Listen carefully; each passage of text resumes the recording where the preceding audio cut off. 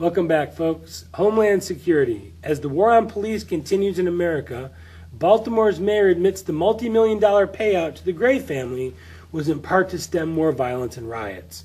Brandon Judd, president of the National Border Patrol Council, says the border is only 40% secure and that 20% of illegal aliens caught at the U.S. border have criminal records. But don't tell that to Representative Luis Gutierrez.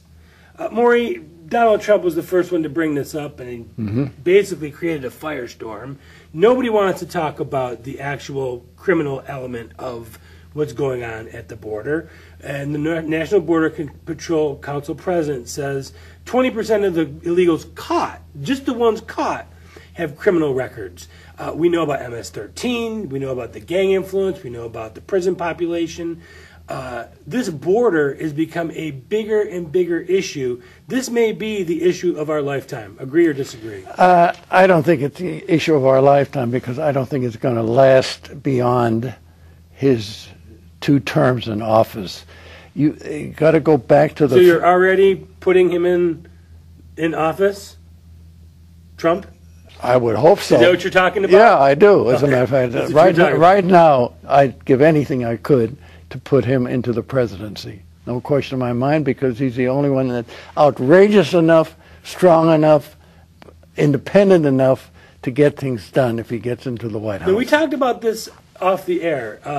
There's an eerie correlation between 1979 and 2015. Do you see that same kind of scenario working its way here? You had the Jimmy Carter with the Iranian situation, with the hostages, with the economy flailing. Unquestionably. Reagan comes in. Reagan was a 30-point behind yes, a month before. Yes, you hit your numbers perfectly. That's exactly right. So when people look back, historians and all of us look back with all these foggy, these brilliant images of Ronald Reagan, we forget about that part. Well, not only that, though, he gave away the Panama Canal to an organization in Hong Kong, which now is part of China. Created the misery index. And also, he said the only way out for the United States is to downsize. Right. Downsize. We're too big for our britches. We should now be downsized. We'll have a few words to say about that gentleman later on. Right.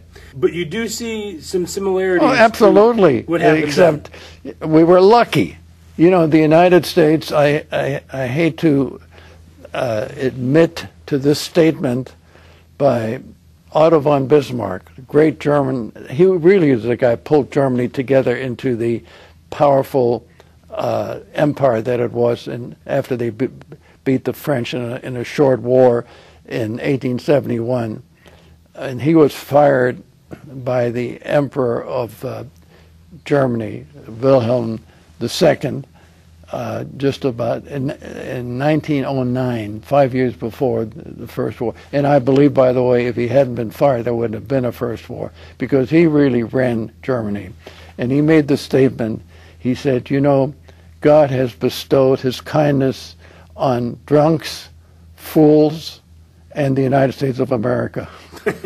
His point was they don't know how good they have it because of God's support. Yeah.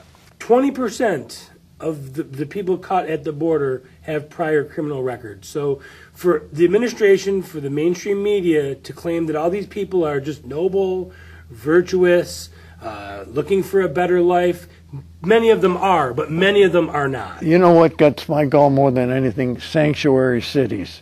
That's given away the sovereignty of the United States of America to a bunch of ultra-liberal democratic traitors in places like San Francisco.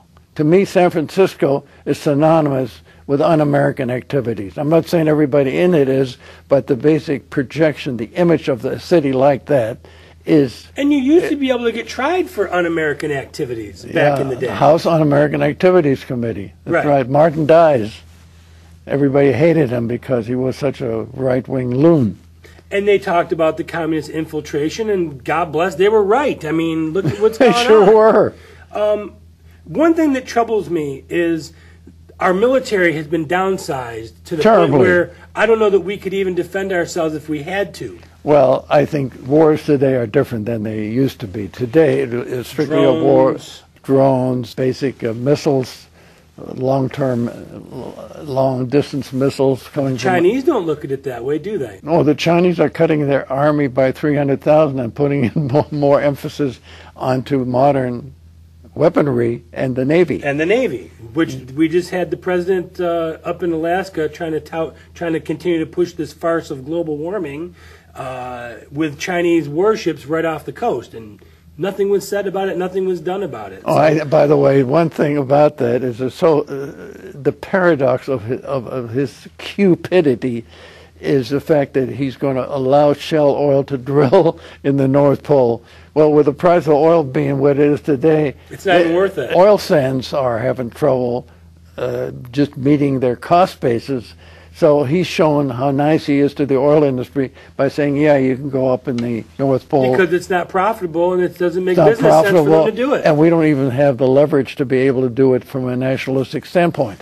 So to get rigs up there, to get the equipment up there, to move all your people up there, you've got to be looking at what, $60, $70 a barrel before it makes economic sense? Offshore drilling today is killed. There's a company called Seadrill, one of the largest Norwegian company, one of the largest drilling companies in the world. They're practically on the verge of going out of business. Look at Brazil. Brazil was one of those major countries, Brazil, Russia, India, China, the BRIC nations that Goldman Sachs talked about in the late 20th century.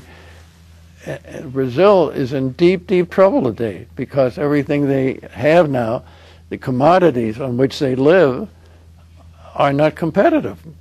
Any country today that is dependent on its commodities is in deep trouble. Russia is a good example. Homeland Security is the name of this segment. I've never seen an anti-police, anti-authoritative movement, if you will call it, in this country. It's actually despicable to see what's going on. I was just in New York. Every single police officer I saw, and there was a lot, I went by and I thanked them, shook their hand, and told them, looked them right in the eye and said, continue to do what you're doing because you are under assault. This organization, Black Lives Matter, which is, there's nothing wrong with the thought, but all lives matter. And it's almost like the whole United States is coming down on the black segment of the community. All it is it's the Occupy Wall Street movement 2.0. It's the same groups, the same people that continue to just cause anarchy in the streets of America. Well, and I got to say something. Sheriff Clark from Milwaukee, if you've been watching him lately. Wonderful man. And he's actually come out very strongly against him. He says Black Lives Matter. Yeah, but he's a black man for anybody that doesn't know that. There's some wonderful people in that community, and I really have a tremendous compassion for them that they have to be stigmatized by the element that's loud, noisy. Chicago, there are more black killings. That's about 90%. They are killing each other, and it's really sad because every weekend there's dozens of killings. When you see people like Carson, for instance, or Chief Clark, and you say, what a wonderful bunch of people, and my heart goes out to them because they have to suffer along with the people like Al Sharpton, who, by the way, MSNBC had the guts to get rid of him because... Well, they didn't get rid of him. He's got 1 hour on Sunday during NFL football. Well, but they have to justify their existence, and they are not getting any kind of support, no advertising. Well, and as long as they just have him there, it stops him from doing protests outside the front office. Yeah, so it's a good deal. Right. Baltimore's mayor recently came out and admitted that the multi-million-dollar payout to the Freddie Gray family, $6.4 million, in response to his death, was partially due to wanting to stem violence and riots. So basically now these people are getting what they want to get by just causing It's going to motivate riots and mayhem because now say, hey, wait a second, if we pull off a stunt like that, they'll have to come up with $5 million, $10 million, or whatever it takes to quiet us down. To get bought off. Yeah, it's a buyout. And it's going to be happening more and more and more and more. You've come from a long military background. Yes. What do you think, from your heart, about what's going on with law enforcement in this country right now? I have nothing but tremendous feeling of sadness about it, and I just like people that volunteer for the Army. You know, a